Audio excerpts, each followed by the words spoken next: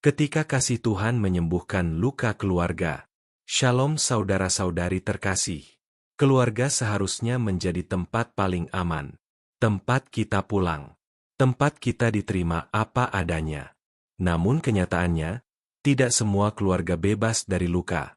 Ada kata-kata yang pernah melukai. Ada sikap yang meninggalkan bekas. Ada harapan yang tidak terpenuhi.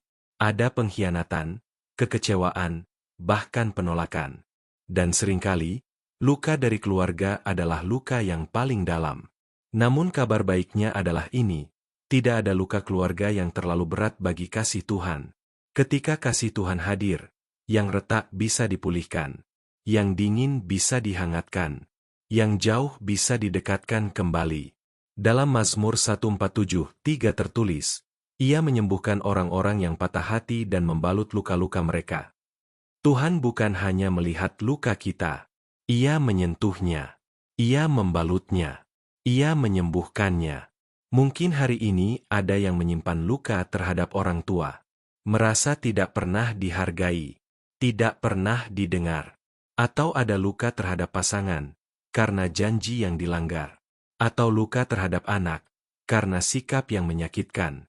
Kadang kita berkata, "Aku sudah berusaha melupakan." Tetapi setiap kali mengingatnya, hati tetap terasa perih. Luka yang tidak disembuhkan sering berubah menjadi kepahitan. Dan kepahitan perlahan merusak hubungan. Membuat kita menjaga jarak. Membuat kita membangun tembok. Namun kasih Tuhan bekerja dengan cara yang berbeda. Ia tidak sekadar menutup luka dari luar. Ia memulihkan dari dalam. Di dalam Roma 5:5 dikatakan bahwa kasih Tuhan telah dicurahkan di dalam hati kita oleh Roh Kudus. Artinya, kita tidak diminta mengasihi dengan kekuatan sendiri. Tuhan sendiri yang memenuhi hati kita dengan kasih itu. Saat kita membiarkan kasih Tuhan memenuhi hati, perlahan hati yang keras menjadi lembut. Hati yang marah menjadi tenang. Hati yang terluka mulai berani membuka diri kembali. Lihatlah kisah Yusuf dalam Kejadian. Ia dikhianati oleh saudara-saudaranya sendiri. Dijual. Ditinggalkan. Diperlakukan tidak adil. Jika ada alasan untuk membalas dendam, ia memilikinya. Namun ketika Tuhan mengangkatnya dan mempertemukannya kembali dengan saudara-saudaranya, ia memilih mengampuni. Ia berkata bahwa Tuhan mengubah yang jahat menjadi kebaikan. Apa yang membuat Yusuf mampu mengampuni? Ia melihat tangan Tuhan bekerja di balik lukanya. Ia percaya bahwa Tuhan tetap berdaulat, bahkan di tengah pengkhianatan keluarga. Saudara-saudari, ketika kita melihat luka hanya dari sudut pandang manusia, kita mudah marah.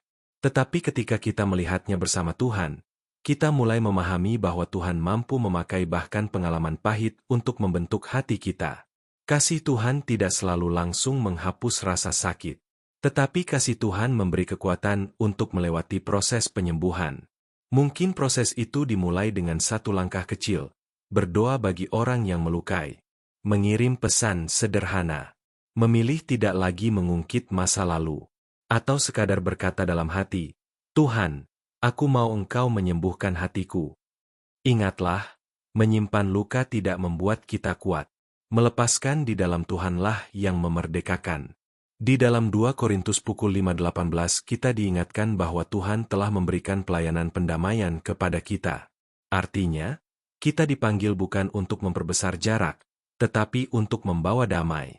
Bayangkan jika di dalam keluarga ada satu orang yang mau dipakai Tuhan sebagai pembawa pemulihan. Satu orang yang mau berhenti menyalahkan dan mulai mengasihi. Satu orang yang berkata, "Cukup sampai di sini, luka ini berlanjut." Pemulihan memang tidak selalu instan. Tetapi setiap langkah kecil dalam kasih membuka pintu bagi mujizat Tuhan.